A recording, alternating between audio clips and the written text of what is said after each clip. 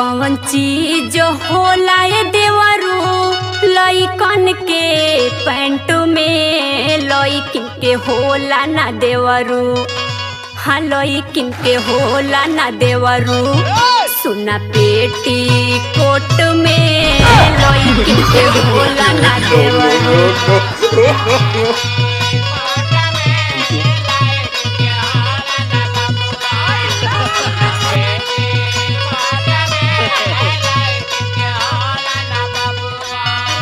करे भौजी। हाँ बोला।